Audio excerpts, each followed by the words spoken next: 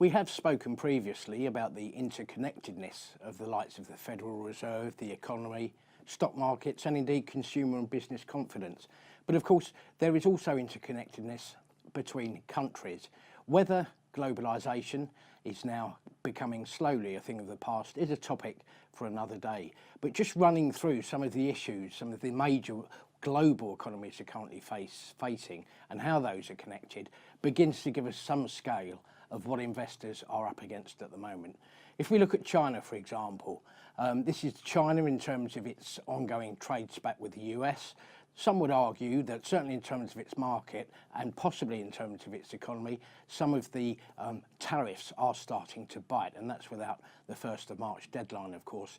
At the same time, the economy as a whole is perhaps not moving as quickly as had previously been hoped towards consumerism, and the elephant in the room in terms of that particular economy, although historically bailed out by central government, is a potential for rising consumer debt. So much for the negatives. Obviously on the positive side, there is also that move to consumerism and the massive scale of the Chinese population, which we've seen coming through and should do for decades to come, should be good for that economy at least.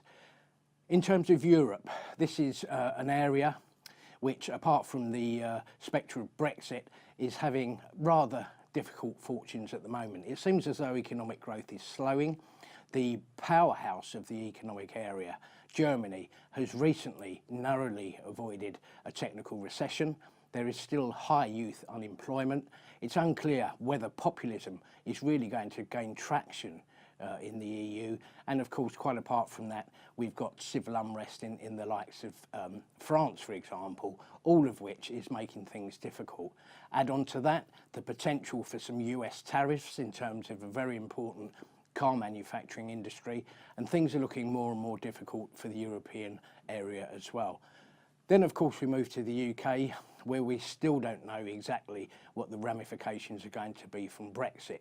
Equally, the economy does seem to have been reasonably resilient so far. The unemployment figures are at multi-decade lows at the moment.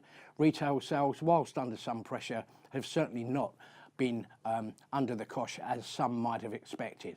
But clearly, from an index perspective, it remains fairly uninvestable until we know the outlook of Brexit once and for all.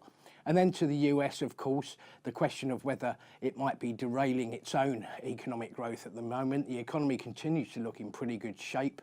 Fourth quarterly and annual earnings have also been looking fairly good. But of course, one of the potential downsides to what could be happening in the next 6 months may have been removed as the Federal Reserve has recently become more dovish. So to complete the circle, we go back to the US and China.